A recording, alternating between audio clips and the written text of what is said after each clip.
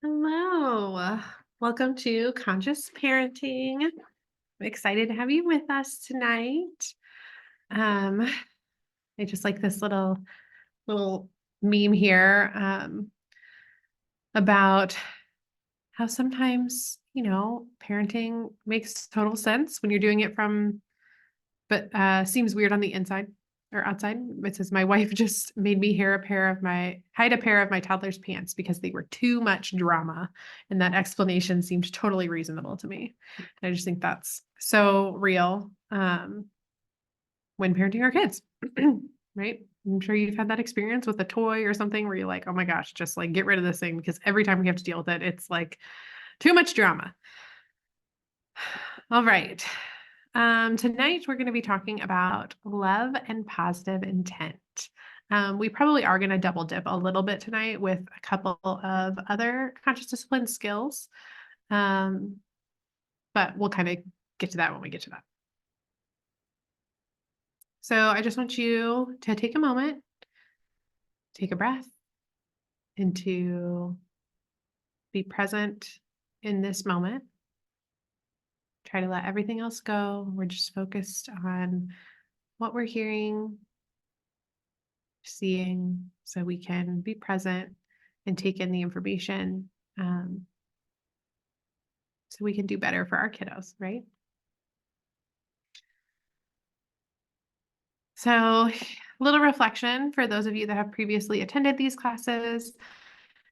Um, I just want you to think about what things are working for you, what things are not working for you or your kiddo, what's worked best when you're interacting with them, and how it feels to try on some of these skills. If you haven't already, I encourage you to go back and watch the introduction class.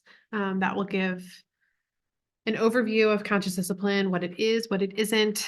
It'll talk about some of those brain states. We will do a little refresher on that, but just if you haven't watched those, that'll give you some more context for this. Okay. So here's a little introduction about me. I have a degree in early childhood education. I've been a teacher for over 9 years now. Um, I have two kiddos myself, a 4-year-old and a 2-year-old. That's actually an old picture when he was still like a baby. Um, I'm a parent educator for Wentzville Parents as Teachers program, and I am also a volunteer support coordinator for Postpartum Support International, and I'm also on the board for the Missouri chapter of Postpartum Support International. So I spend a lot of time doing trainings and research and just reading for fun about trauma-informed support in women and children. That's a lot of what my passion is and what I'm drawn to. And so that brought me to conscious discipline throughout my journey. So I know a lot of you are struggling with some big behaviors at home with your kiddos, and I am going to give you some maybe disappointing news, but also realistic news that I don't have a magic potion that's suddenly going to help change your situation with your kid, right? Like there's not some magical potion or phrase that I'm going to give you that is going to just instantly change your child's behavior and everything's going to be wonderful from here on out. That's not realistic. But I promise you that if you're willing to put in the work to try some of these things, that your relationship with your child will change and you will see growth and you will see new skills develop, but it's going to take time, right? This is a adult first model, and we're going to talk a little bit more about that. So welcome to Parent Therapy. This is a safe space. And your struggles are welcome here. I want you to be vulnerable, be willing to take on some of this information from an open mind and to not worry about judgment or shame or guilt. Right? Like this is a process of growing. And you're going to be on this parenting journey because your child hits 18 doesn't mean you're not a parent anymore. You're still a parent. This parent-child relationship. Oh, internet connection unstable. I hope I'm not glitching for you. But this parent-child relationship is going to last forever for you. And so we have to constantly be growing and failing and trying again in order to improve that relationship over time. And it's going to keep happening. So that being said, I'd like you to glance over our expectations and values for these classes. I believe that all parents are doing the best they can with the knowledge and resources they have available to them. And so this is where I come from, that place of non-judgment, right? Progress, not perfection, is the goal to being the best we can for our families and ourselves. And you can't do it all. So, excuse me. So just pick one thing from this class tonight to try on at home in the next coming weeks. Sorry, just a second. Okay. So what conscious discipline is? Conscious discipline is an evidence-based trauma-informed approach. It is recognized by Harvard as one of the top 25 social emotional learning programs in the country. And it's an adult first discipline model. That means that that means that in order to change your child's behavior, we have to first change your behavior and how you're interacting with your child. Okay. So it starts with you.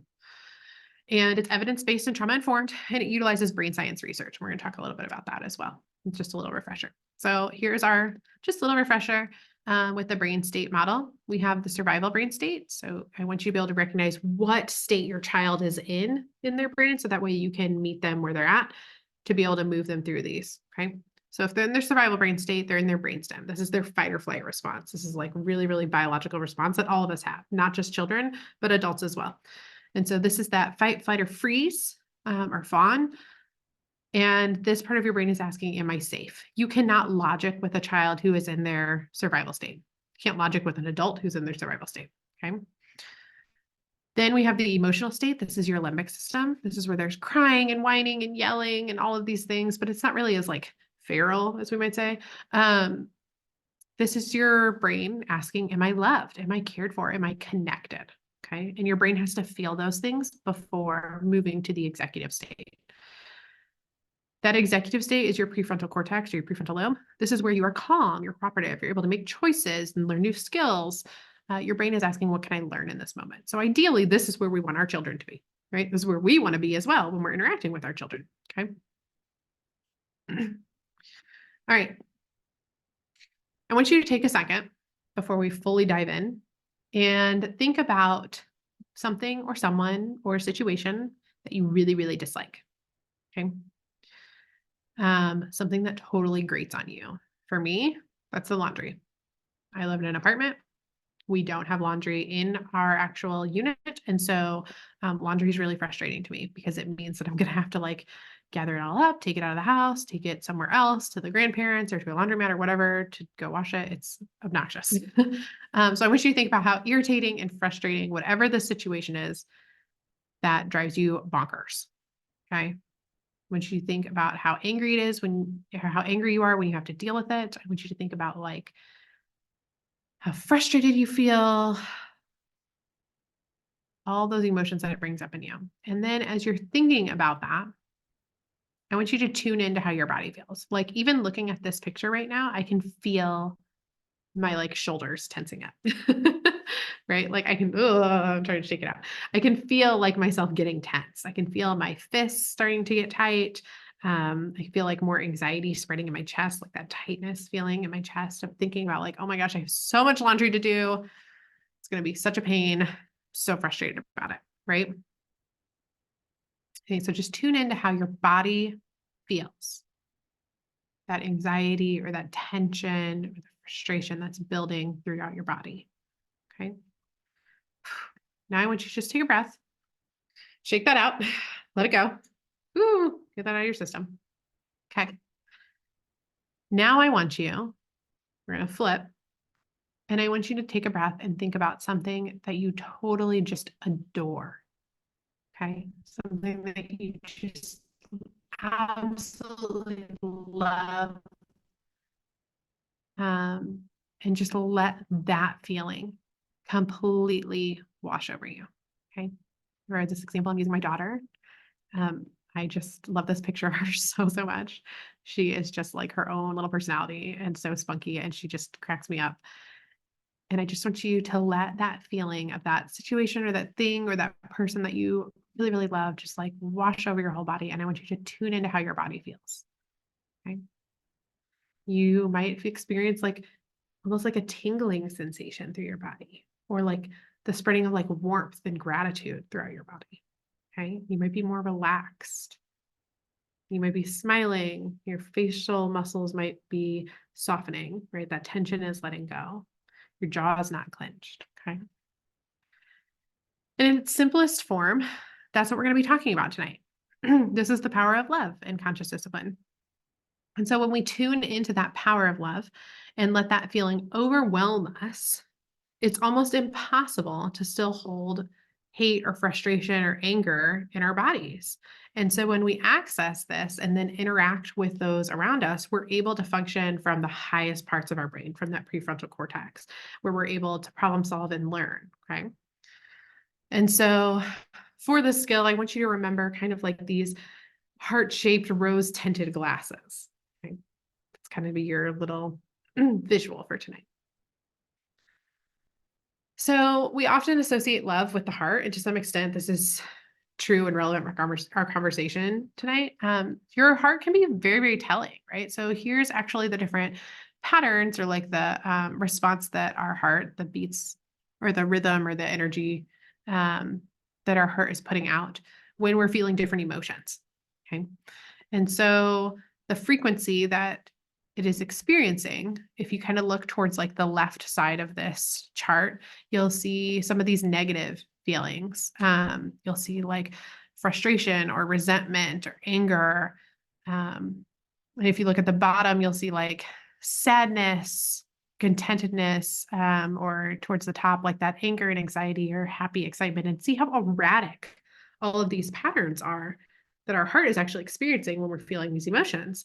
And then when you look over towards when someone is experiencing love and appreciation and gratitude, look how even that response is, that biological response that our heart is having when our bodies are filled with love and compassion and appreciation. Okay. And this actually has a true, like, physiological response for us, this feeling of love. So we're going to watch a little video here, excuse me, about kind of like, again, that anger, that frustration, and how instead of, I'm sorry, when we lead from that place of anger and frustration, how that can impact us versus teaching or interacting through that place of love. Okay. So let me pull up that video for us. There it is. Okay. So a person's rage can be triggered by something relatively minor, but all of a sudden this lava flow just explodes out of you. And the difference between healthy anger and suppressing healthy anger is also unhealthy for you. But just as healthy anger expresses itself, does its job, and then it's gone, rage, the more it explodes, the bigger it gets.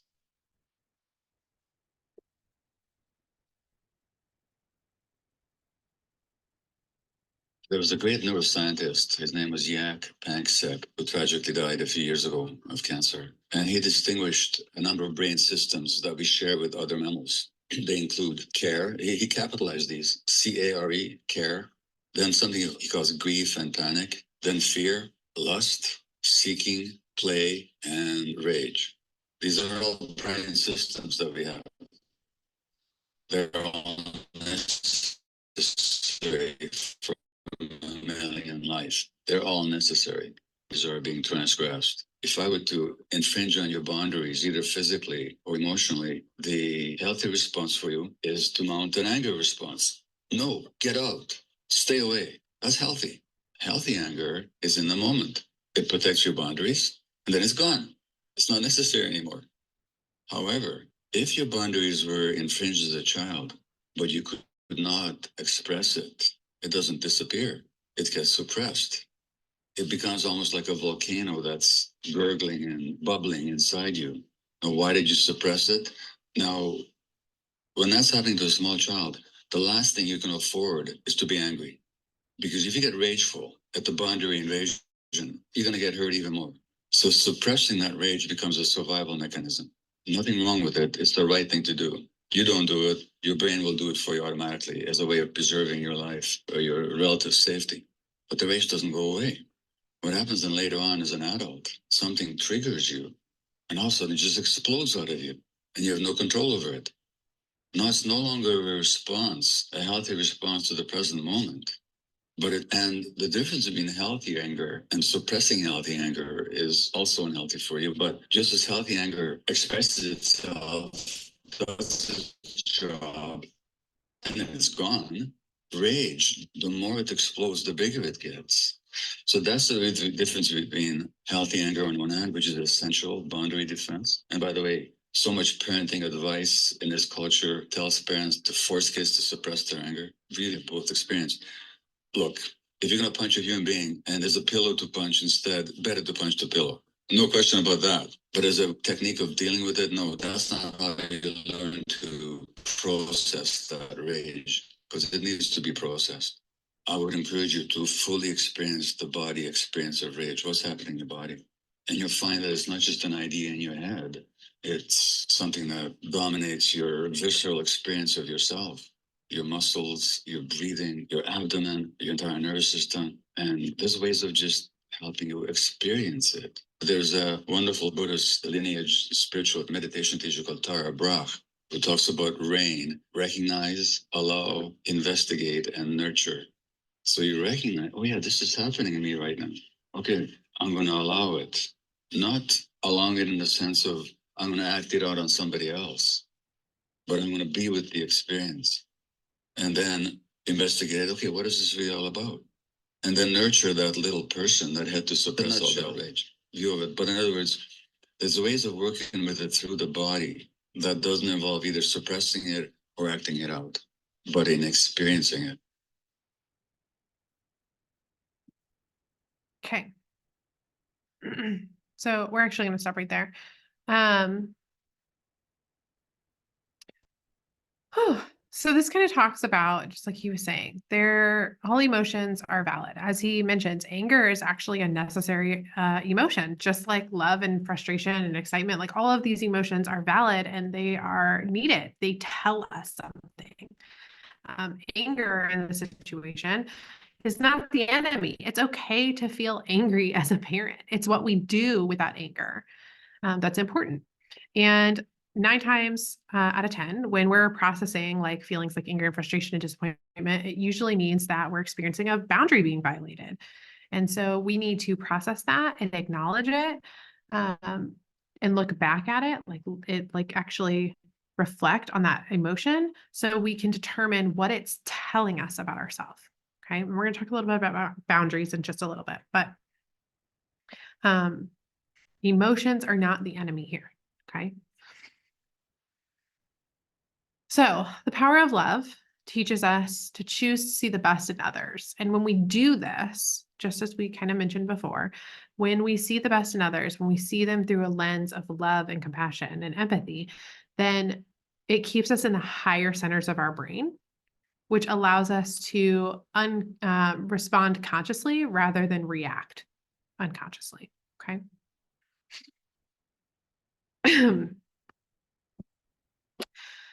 So I want you to think about, what is the biggest myth that you have been taught about love?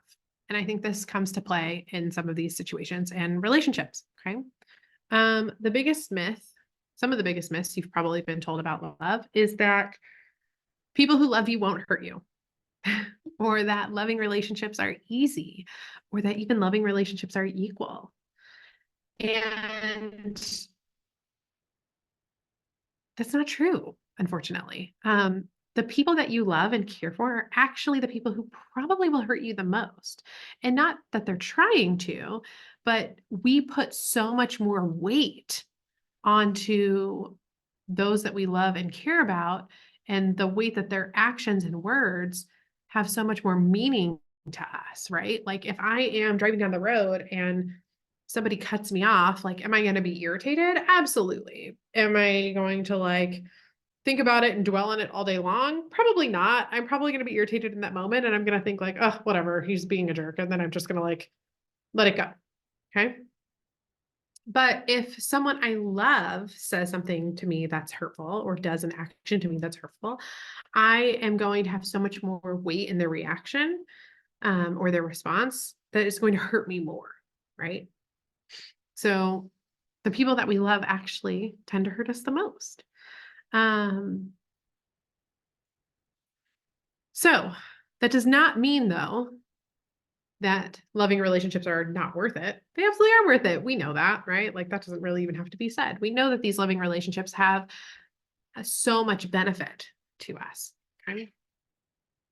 So I want you to think about a time when you were most recently really frustrated and angry. I know I asked you about this at the beginning, but I want you to think about another one or maybe the same situation. I don't know. And I want you to think, how were you met in that frustration or anger by others? And did it help or did it hurt? I can almost guarantee that if you were at a place where you were like the boiling pot, right?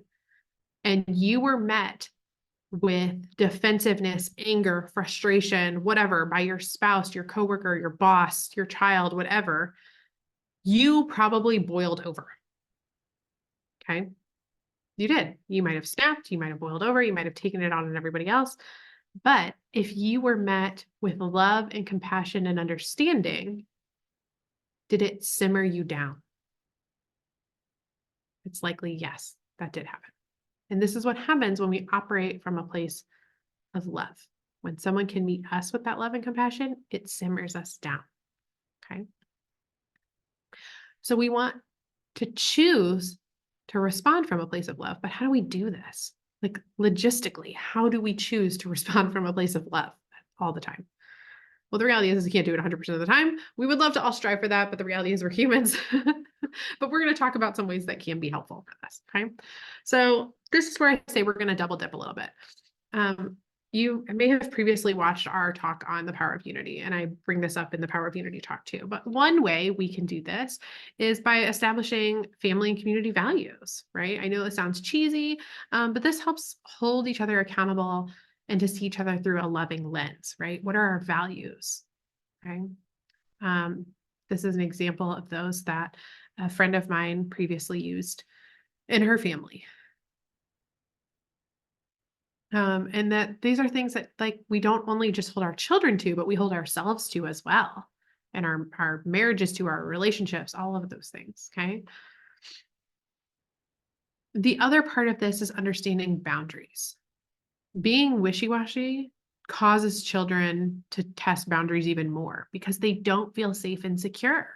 So really do some digging about what boundaries you have in your family or with your children, because these firm and loving boundaries help them to feel safe and loved and secure, just like a swaddled baby, right? Like that is a physical boundary you're giving your infant when you swaddle them up.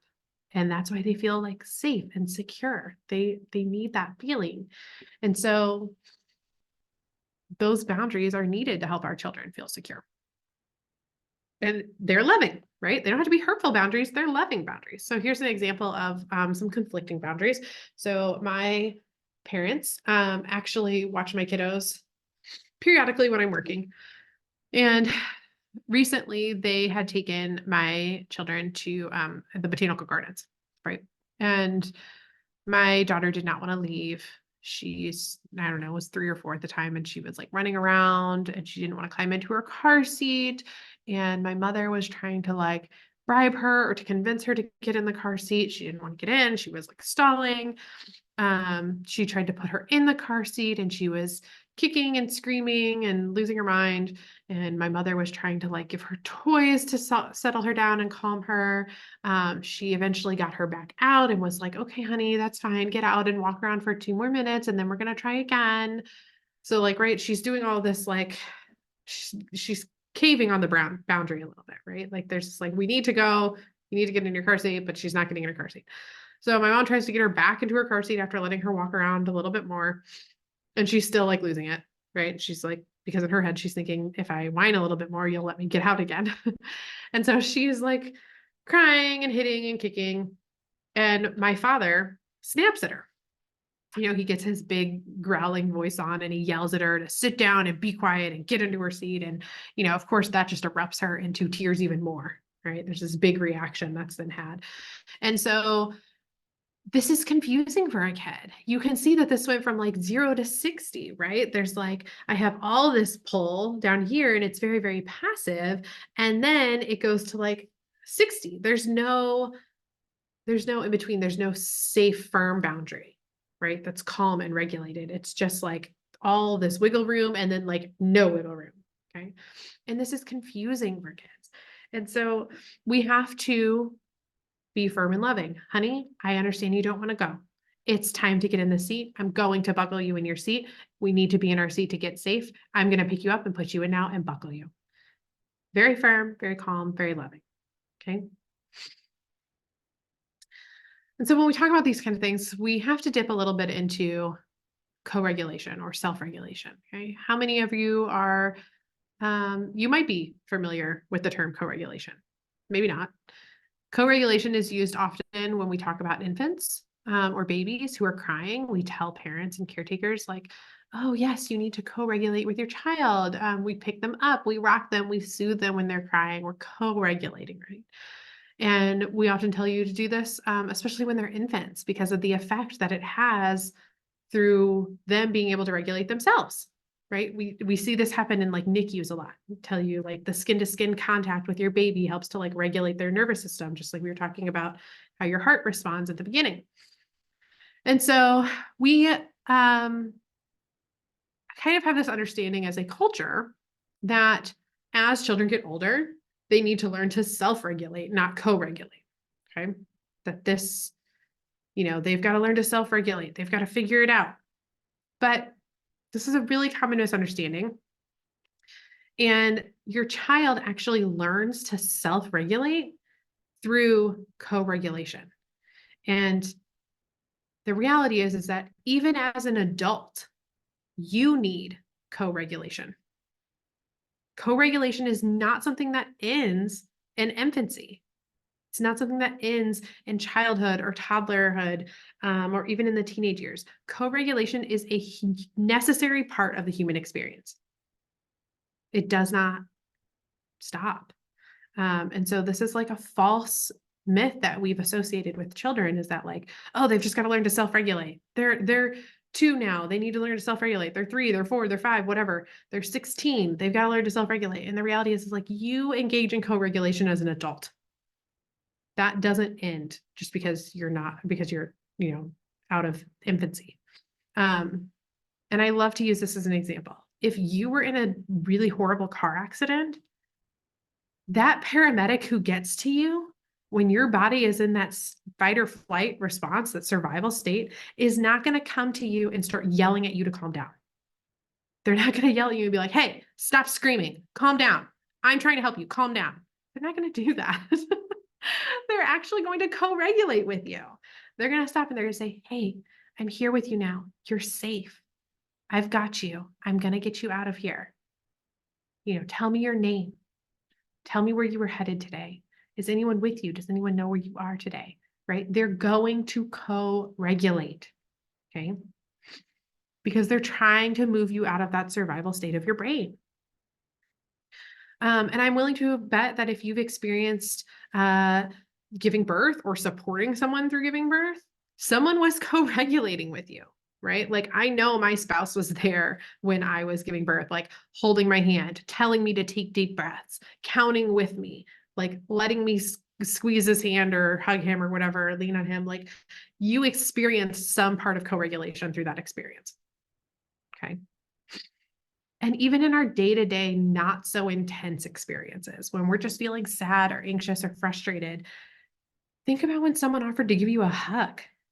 There's huge benefits. We know the research behind the benefits of like a 10-second, 12-second, 15-second, even 60-second hug that it has on the response on your body. And that's because you are co-regulating with that person. Okay. And it doesn't have to be a big survival experience for you to get the benefits of that co-regulation. So this is not something that ends in infancy. Okay? When when their storm meets our calm, co-regulation occurs. Okay. And children are learning self-regulation by experiencing co-regulation over and over and over. It's creating the pathways in the brain. Okay. They have to feel it to learn it, and they have to have it modeled to them and practiced over and over before it's needed. Okay. So here's some examples I'm going to show you of how you can practice self-regulation and co-regulation with your children outside of the chaotic moments. Okay. Can you show me how to blow out the candle? Hold on. Can you blow out the candle? Okay. We're gonna watch this one of my son. He's about 18 months old here. So you can see what types of skills I'm practicing outside of the chaotic moments, outside of the survival state. Okay. Can you show me how to blow out the candle? Bubba, can you blow out the candle? Good job, Bubba. Mimi, can you show me how to blow out the candle? No. No, you don't want to do it? Bubba's is doing it. Okay, so you can see my son there. He's not dysregulated in this moment. He's not. He's calm. He's fine. He's playing with a trash can. But I'm laying the groundwork for learning how to take a deep breath, right? I'm telling him, hey, blow out the candle. And I practice this in moments outside of dysregulation. So that way the pathway and connection in the brain is being created over and over and over and over and over again. So that way, when we're in that moment of dysregulation, he's more likely to be able to access that skill of taking a deep breath because the pathway in the brain is already there. Okay? If you wait to teach it in dysregulation, it's not going to happen. Okay, so here is another example. This is my daughter when she was probably almost about the same age as he was in that video, probably about 18 to 20 months. And she's feeling upset. And so we had practiced over and over and over, going to get her a calm down jar. Okay. What are those, Lumi? Yeah. Are you feeling sad? Can you shake your jar? Shake, shake.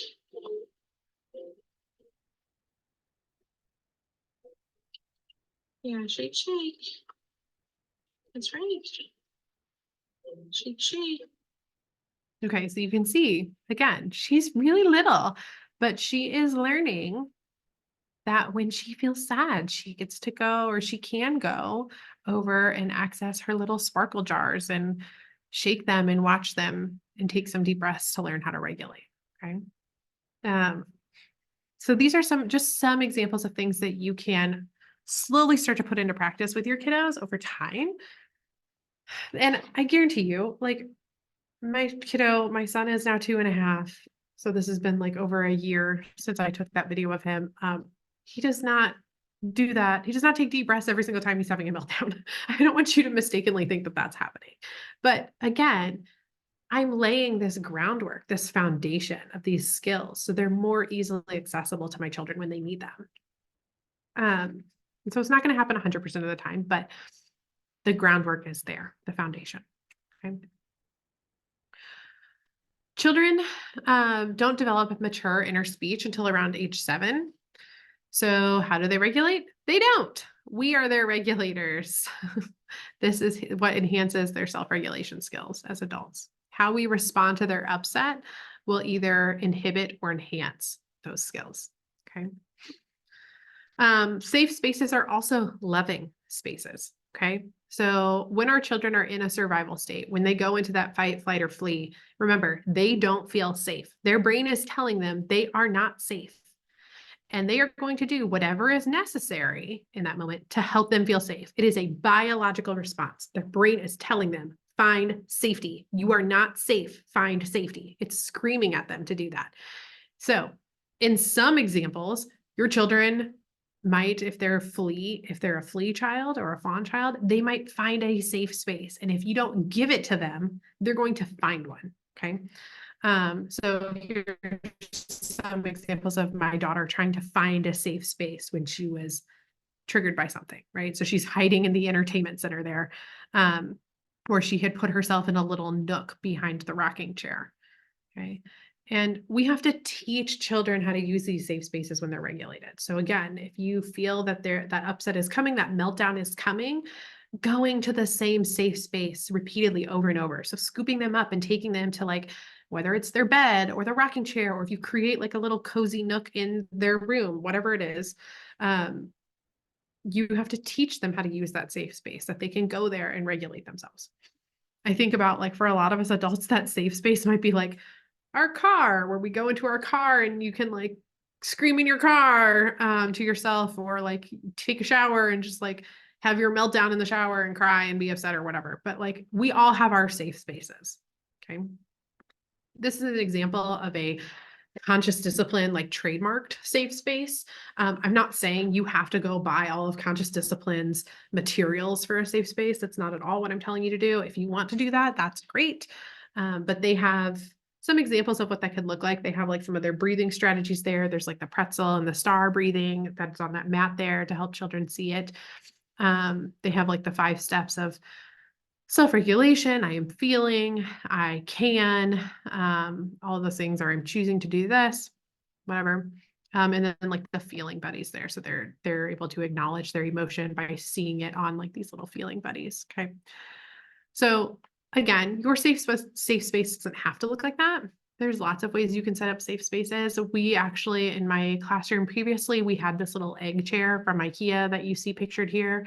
It actually spins, so the children could not only like hide themselves in the chair, but they could also like spin, which we know that movement can be very regulating to children.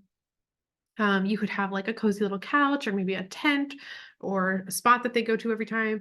It's up to you. You don't necessarily have to create its own space. You could just, like I said, take the child to their bed every time and sit with them on their bed, and the bed becomes the safe space.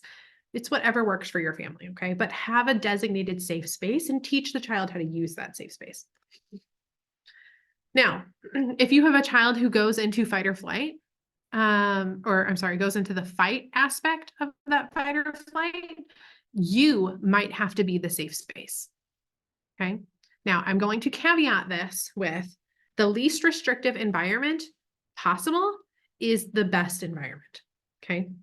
I'm not going to tell you to restrain your child if they are being safe. If they are, you can see in that first picture, my daughter was having a meltdown. She was laying on the floor. She was kicking and screaming, but she was on the floor next to me, not hurting herself or others. I was resting with her. I was nearby, able to keep the situation safe.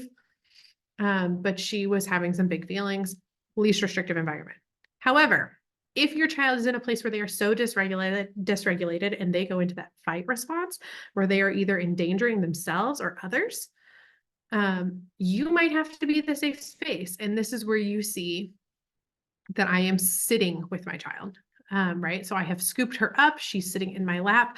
I am holding her arms, or I have my feet crossed over her legs, and I'm kind of holding her in like this bear hug style of restraint to keep her and everyone else safe.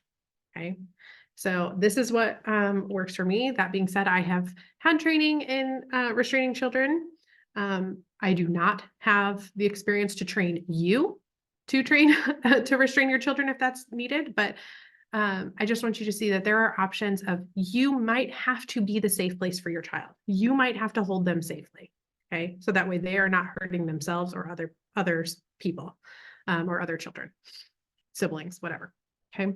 Now, that being said, if you are triggered, if you are feeling frustrated and you are in that survival or that emotional state, I encourage you not to engage with your child, because that's where we get into situations where it's not safe. Okay. You have to be the calm. If you are not in a calm, regulated state to be able to do this, then don't. Get your child into a place. This is why we tell you, like, if you have a baby and who's crying and crying and crying, this is why the pediatricians and doctors will tell you, like, put the baby in the crib and walk away and gather yourself. Okay. If you need to put your child in a safe space and walk away until you can interact with them calmly, do that. Do that. I don't want you to engage with the child if you are triggered. Okay. But safe spaces can be loving.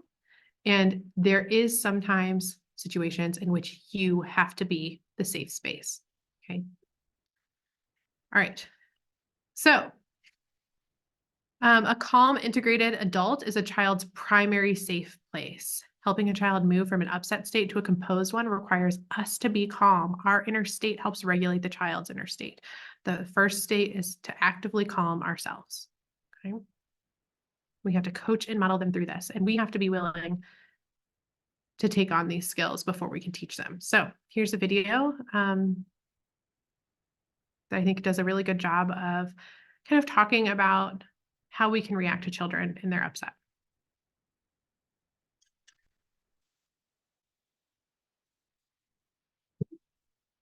Grown-ups often want to help us, especially when we're struggling with our big and strong emotions. Grown-ups sometimes do not know what to do.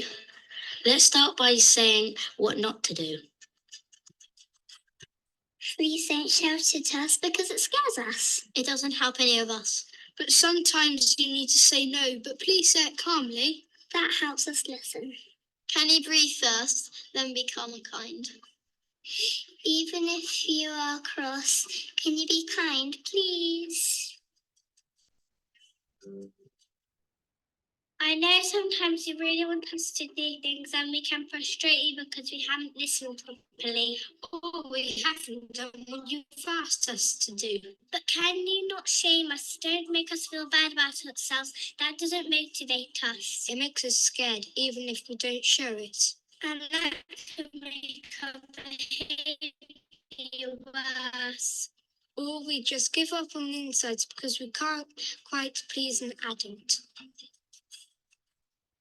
Can you not send us away on our own when we've disappointed you or been naughty? That makes us feel so scared we can shut down in some way. Or we get so scared that our emotions get bigger, not smaller. We need comfort, calm, kind, emotional connection, please. We need people to help us, not be sent away from people.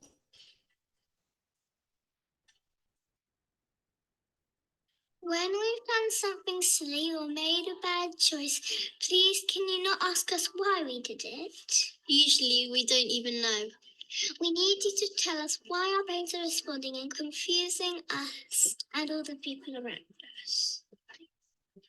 We feel bad. We often pretend we don't. We don't know why we do it. We need you to help us. So how can you help when things go wrong? Sometimes you wiggle, giggle and can't sit still. That could be because our brains need a break and our emotional buckets are too full or our bodies are needing a stretch. Can we please move, stretch, do star jump, squeeze something or make shapes with our bodies, please? Sometimes it's because we are scared. Our threat response has responded and we have too much adrenaline. Then we need to go somewhere nearby that helps us feel safe. Like a den, a safe room where there is a safe adult who knows how to help us feel okay again. The thing is that if we have been scared by an adult, then we need to be helped by safe adults. Sometimes we scream, shout, interrupt, and cling on to you. Usually we just want you to know we are here.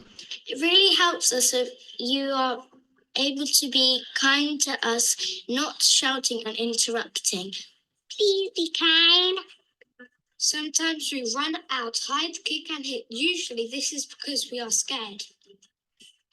Our brainstem is telling us that we're not safe and that our bodies is acting on it.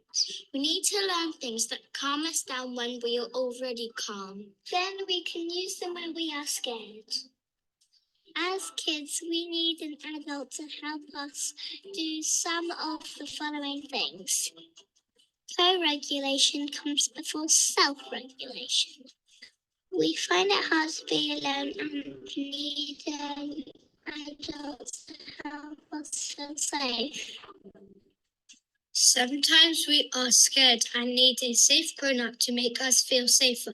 There are lots of things they can do with us. We can do butterfly and Batman hugs. And we can also do strong sitting. And then breathe deeply.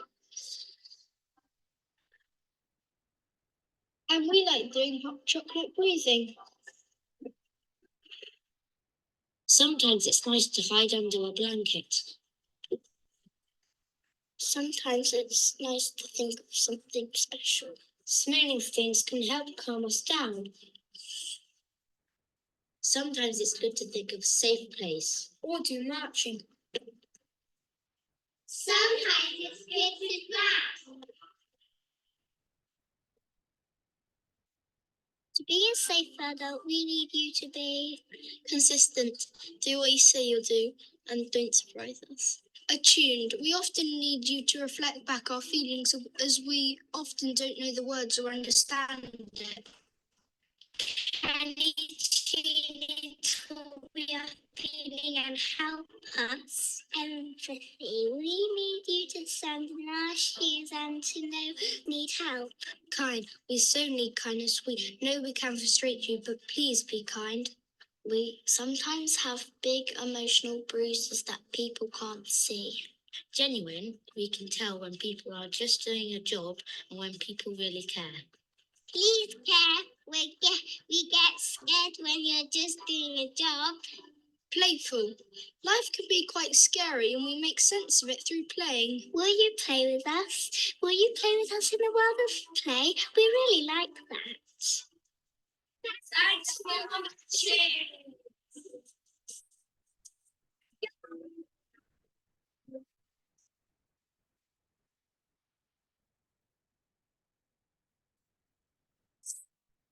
Okay, they're so cute.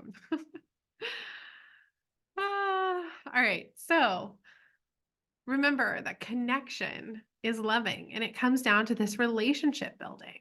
I always, a lot of times when I'm working with teachers in classrooms or with parents who are struggling with big behaviors from kiddos, they'll frequently tell me that their child is attention seeking.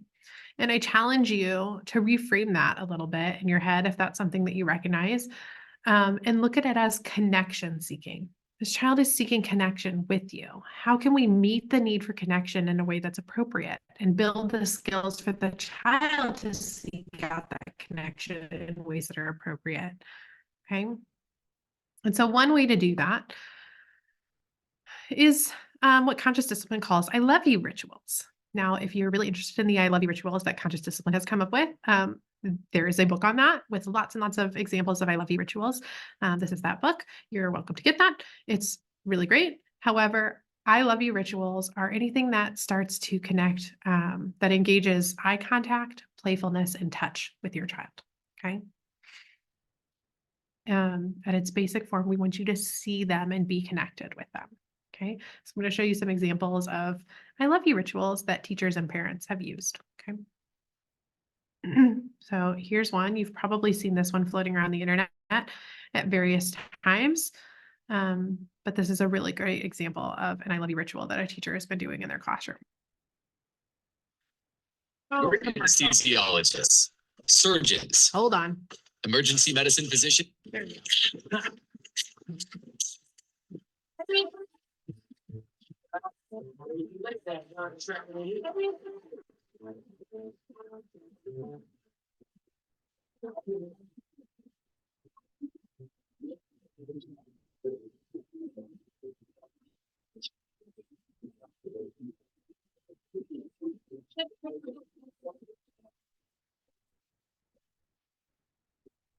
My students come in with, situation at home that's not ideal. So therefore, when they come into school, I want this to be their sanctuary. Like I want them to be excited to come to school because before I'm able to deliver a substantial amount of content to them, they have to buy into me. They have to invest in the teacher itself.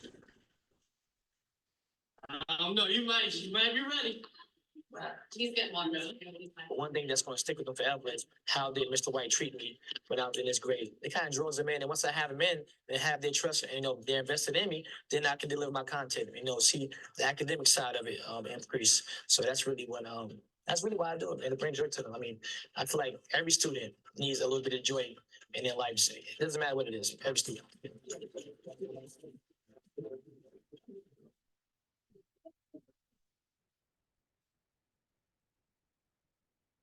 That's been one of the biggest things for me. Like those messages from other educators.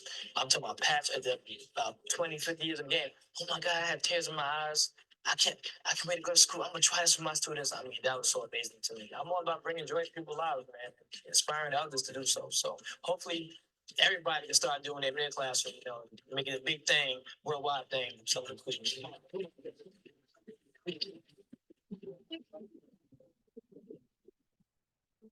So a lot of you have probably seen those videos around before on the internet of teachers that have done like handshakes with their kiddos. These are I love you rituals, right? Like this teacher is seeing each one of those children independently. He's making time and space for them.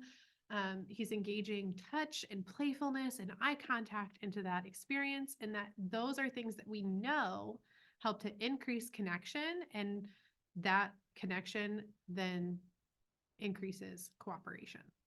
Okay. So here's an example of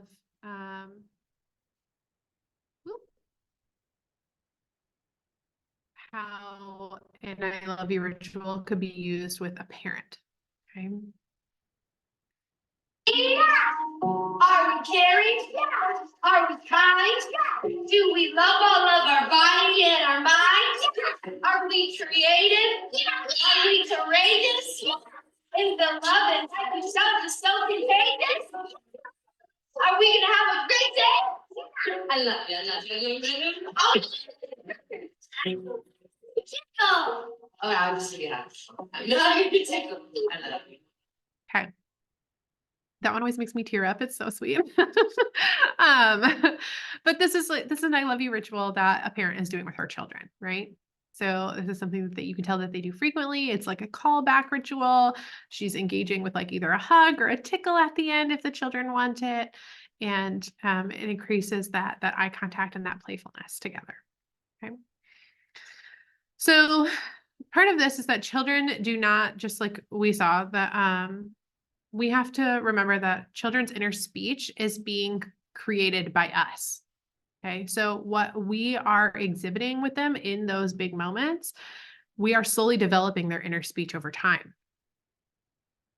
And if we are reacting from a yucky place or a hurtful place or a shaming place or a disappointed space whenever they have these big emotions or these difficulties, these challenging behaviors, that internal speech could eventually make them think that like, oh, I'm just so stupid. Why does everyone like, I can never get it right. Right. They'll start to think those kinds of things about themselves, that negative self-talk. They'll feel like it's always their fault, rather than if that internal speech is switched to a responsive parent, they'll start to feel things like, I'm safe, I'm loved, this is hard, but I can do hard things. I've got this, right? Their inner speech becomes positive, not negative. And many of us have had our internal speech created by our caretakers and our parents. So when you have that hard moment as an adult now, what your inner speech is probably something you were told by your caretakers and parents when you were a child. Okay. So this is another video, just to kind of, I'm gonna pause it for a second and give some little background here. This man is like, talking about how love can affect our responses with our kids. And he is in a pool. So I know that's a little strange, but he's working with water to kind of give like a visual representation of what he's trying to talk about or what he's sharing. So just kind of, yes, I know it's strange that he's in a pool, but just read along and hear what he has to share. Okay.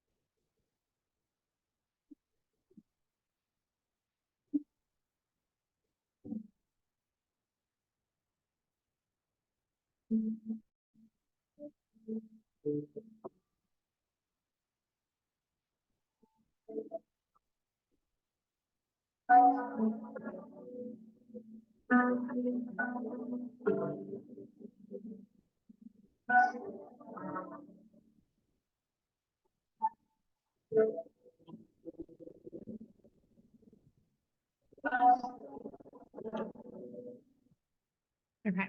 So I feel like he makes a really, really great point of it's not a matter of if our children know that they're loved. Many of our children know and hear from us constantly that, oh, we love them. You know, we tell them we love them before they go to school. We tell them we love them before they go to bed. We tell them we love them when they wake up. But do they feel it? Right? You can hear someone tell you that they love you all the time, but if what they're experiencing is constant nitpicking or being shamed for their actions, then they're not truly feeling that love, right? And so we have to make sure that our actions are also leading with love. Okay. And I'm going to get into how we can do this in a moment. So as we get into our next conscious discipline skill here for the power of love, I want you to imagine that you're running late this morning. You're getting the kids ready for daycare. You have a big presentation at work. You've had 2 meetings with your team about a project that's gone wrong. You've got a really mad client. You're rushing out of your meeting. Now you're going to pick up the kids from daycare and you get home and you know your spouse has been working from home all day. Okay. Your spouse has been working from home all day. The kids were at daycare. They've been in their own in the home. And you come home to this. What's your response? What's the first thought that runs through your head? Okay. You've just had a really long day at work. You've been balancing, navigating pickup and drop off and meetings all day long, mad clients, and you come home to this giant sink full of dirty dishes. Okay. This is where we're going to talk about assuming intent. I can almost guarantee you that you're assuming some kind of intent when you see that pile of dirty dishes. And we have that ability. We have that free will. You can assume any kind of an intent you want, right? Positive, negative, whatever. And it may or may not be true. We can make up whatever reasons we want in our own head about what has happened for this situation to take place. So assuming negative intent in your head will probably sound something like, oh my gosh, I can't believe he was home all day and he didn't do these dishes. Seriously, he just like never cleans up. I always have to deal with this mess. Right? That's negative intent. Positive intent would say, wow, they must have had a really hard day if they didn't even make it into the kitchen today to clean up. Or man, he must have had to be glued to that computer with work projects today that he didn't even get to make it into the kitchen. Maybe he didn't even eat lunch. Or maybe, oh man, he worked so hard, even though the sink is full of dishes, like, oh, he worked so hard prepping all of our meals for the week. Okay, so that's assuming positive intent. I want you to think about the worst boss and the best boss you've ever had. Okay, I want you to think about how they motivated you. If you did something wrong and you made a mistake, what did that worst boss do?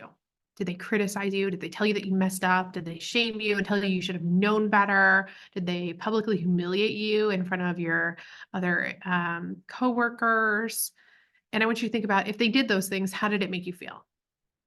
Did it actually make you want to improve? Or did you just write it off as them being an awful person and fixating on wanting to call them a few choice words and actually blowing off your mistake completely and thinking like, oh my gosh, he's just the worst. Can't believe he would treat me like that. This is all his fault. He like, right. So there's, you're really not willing to take in any kind of constructive feedback in that moment because of how you were met. Right. Now I want you to think about the best boss you've ever had. And I want you to think how they met you when you had a yucky mistake. Okay. Did they always assume the best in you? Even when you messed up, were they willing to collaborate with you or figure out ways to support you or how to help you navigate correcting the mistakes that had been made? Did they honor that core belief that they knew that you meant well and that you were always trying your hardest? And when you were met with that response, what did you want to do? Were you willing to take more accountability? Were you willing to take on extra work or work extra hard on your next project to try to make things right? And this is the power of that positive and negative intent. Negative intent says, "Ugh, I'm," tells a child like, "I'm mean, I'm stupid, I'm lazy." It sounds like us as the adults or the caretakers saying like, "You should have known better. Why would you do that?"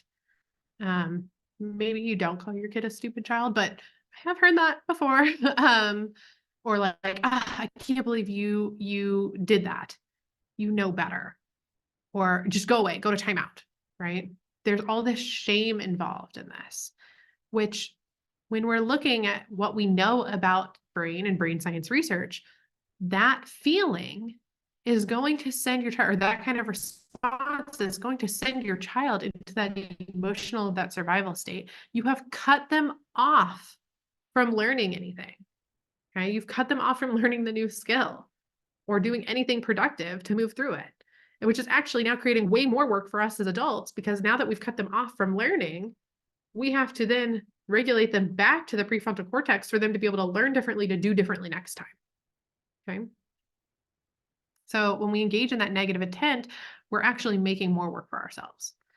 However, if we choose to use positive intent, we're telling children that we see them, right? You see them as their core, at their human. You see them as inherently good, as them being capable and loved. You see them as someone who is capable of learning and growing. And so what this can sound like to a child is, you wanted something, you just didn't know how to ask. You're still learning how to do that. Oh, you made a mistake. That's okay. How can we make it right? Right? Or, oh, you're still learning, honey. Right? So this is putting them in that prefrontal cortex. Okay. It's teaching them, or it's pulling them to that front part of their brain so they're capable of learning a new skill. So let me give you an example of how this positive intent can be really, really powerful in rewiring a child's brain. So in my classroom many years ago, we had a child who, by the time he came to us at our school, had already kind of ingrained that negative self-image, right? He believed he was the bad kid. He believed he was the challenging kid. And so he would tell you, like, "I'm just a bad kid. I just make bad choices. I'm a horrible person." And he had all this just negative self-talk. And so he engaged in these big behaviors when he was frustrated or upset or angry, to the point where like this kid was throwing chairs, right? Like he was mad. He was exhibiting some of these huge, huge behaviors. And because he believed himself to be this destructive, horrible child, he would just follow that pathway. And we decided that we really had to change this child's internal self-image to be able to change his behavior. And so we chose to really, really focus on this skill of positive intent. And so anytime we interacted with this child, and I mean anything this child did, almost to like an extreme level, anything he did, we would find the positive intent. So like this kid could be mad, and at one point he would like go to pick up a chair to throw it when he was mad, and we would just like swoop and catch him really fast and be like, "Oh my gosh, you are so helpful. You knew that I needed to rearrange all the chairs in the classroom today. That is so great. Could you actually take that chair you're holding and go move it to that yellow table over there? Thank you so much for helping me. I can't believe you just like read my mind. You're so helpful." Right? So, and then he would like look at us. He'd be sitting there holding the chair and like look at us like we were crazy. And he'd be like, "Okay." And you kind of pause for a minute, and then he'd be like, "All right." And so he would take the chair and he would go push it at the other table. He'd be like, "Ah, thank you. You are just such a helpful, such a helpful kid. Thank you for helping me move those chairs. Could you grab those other ones and move them over to that other table for me too?" Or anything he did, we saw as positive. He would go to knock down a kid's block tower, and we would engage with him. And yes, there were times where he absolutely coached another child. Don't let me fool you into thinking that didn't happen. But we would coach the other child to say what they liked and didn't like, but we would almost be like, "Oh my goodness, you knew that you had such a great way to help them build the tower taller, and you wanted to share that with them. You just didn't know how to share that with them. So you could help them build their tower really, really tall. Let's show them. Let's rebuild it and to build it super tall for them." Okay, so we engaged him and his brain into this positive self-image with this positive intent that we were using with him all the time to reframe his brain from this negative self-image and negative self-talk to, "You are not the horrible child. You are not the destructive child. You are not the mean child. You are not the bad kid. You are a child who is helping." Okay. And it made such a difference in his story. He went from a kid who was destroying the classroom at the beginning of the school year to like the class helper within a few weeks and months, that like then he just wanted to do everything to help people because we changed his self-image by using this. Okay. So I want you to think about something your kiddo does that just drives you like bonkers, drives you crazy. And I want you to practice what your positive intent phrase is going to be. And a lot of times we have to do this without judgment. Okay. We're going to get more into this in a second. Okay. But I want you to just start thinking in your head, what's something your kiddo does that drives you nuts? And we're going to help you reframe in the positive intent in a moment. So remember, for positive intent, the skill of positive intent, children cannot act differently until they are seen differently. You have to view your child through those rose-tinted glasses, through that power of love, for them to be able to act differently. If you're viewing them as naughty and disrespectful and all of those things, you're not focused on teaching the new skill. But if you're viewing them as a child that is loving and is capable and is able to learn these new things, then you're going to focus on teaching. Okay? So we have to see the best in others. We have to know that everyone's doing the best they can at any given moment. We're all just trying to make it through our day, right? And then offering empathy and compassion. Okay. So positive intent can sound like you wanted or you like, right? So if a kid grabs another toy out of a child's hand, instead of being like, hey, don't take that toy from your brother, that's so hurtful, don't do that. You can say, oh, you wanted the car. You really liked that car. I like that car too. It's a pretty cool car. And then you move into teaching the skill, okay? Because you're meeting them in that frontal cortex. You're keeping them up here rather than sending them spiraling back into the emotional and the survival state. Noticing. I love the I noticed phrase. It's so great. It's really, really helpful for a lot of parents. It takes the judgment out of it. I notice you took the car from your brother. You really liked it. You may not take the car from your brother. That's not safe. He's still using it right now. However, you can play with this car. Okay. Or practicing curiosity. Can you tell me more about why you chose to dump out the cat's water bowl? Right? Tell me more about why you chose to do that. Oh, you wanted to change their water and help them to give them fresh water today. Okay, but we don't dump the water on the floor. We dump the water in the sink. Okay, so again, noticing, practice that curiosity, practice that noticing strategy, and putting the positive intent in there. So for this one, you have a little brother who's pulling his sister's hair. What's the positive intent? Okay, would you just think for a second? What could be the positive intent phrase used here? You might say, hey, buddy, I notice you want to play with your sister. I notice you're trying to get her attention. You can tap her on the shoulder and say, Sissy, come look at my tower. Come look at my drawing, right? So now I'm focused on teaching the skill. Now, I'm not saying condone the behavior of pulling, but you're trying to teach the new skill here, okay? So you may not pull on her hair. I notice you're pulling on her hair to get her attention. You may not pull on her hair. You can tap her or you can grab her hand to walk her over to go see your toy that you're excited to show her, okay? Two children are fighting over a toy. Oh, I noticed that you both really like the computer or the iPad. It is so fun to play with that iPad, right? So I'm noticing the behavior. I'm keeping the positive intent.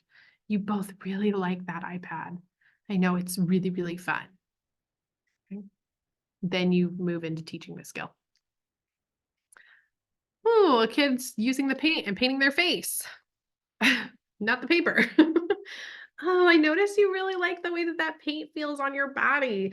It's squishy, isn't it? It feels kind of crazy. Yeah, you may not put the paint on your face. You can put it on the paper or on the easel. Okay. So again, positive intent first. If you meet them with the, oh my gosh, what did you do? Why don't do that. Don't put water or the paint all over your face, right? They're instantly going to that's going to shoot you into that survival state. It's going to shoot them into this oh no, they're going to freak out. And now you've got to do more work to pull them back out of that. Okay. So here's some other examples you might think of. If a child's playing in the toilet, again, our instant response wants to be like, ugh, gross, get out of there. No, stop. Right? But that's going to send them into that survival state. So, or that emotional state. So you might say something like, oh, I noticed you want to play in water today. You may not play in the toilet, but we can play in the bath if you want to play with water, or we can go outside and play in the water table. Okay. They're coloring on the wall with a marker. Same kind of thing. I notice, I see you want to make art today. Making art is so fun. I like to make art too. When we make art, we have to make art on table or at the table on a piece of paper. Okay. So we'll need to clean up this marker on the wall, and then we can get some paper for you to make art with. Okay, so these are just some examples to help you practice the positive intent in these situations. Now, I want you to remember, this is about progress, not perfection. It's really, really hard. Positive intent is one of the trickiest ones, I think, for many caretakers and parents and teachers to utilize, because many of us were not raised that way.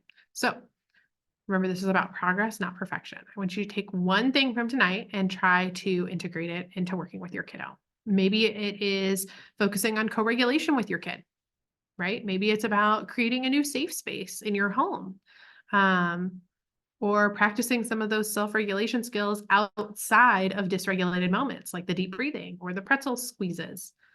Maybe it's about creating some kind of connection or I love you ritual with your child. Or maybe it's trying on some of the positive intent. Okay. If you would like to, you can scan this QR code. This will take you to my Google Drive folder that has some really great conscious discipline blogs linked, or some PDFs with some scripts, some other helpful websites and resources. I just drop them all in here. My other recordings are all in here. So please feel free to utilize that to be helpful. And remember, don't let yourself become so concerned with raising a good kid that you forget that you already have one. Thank you.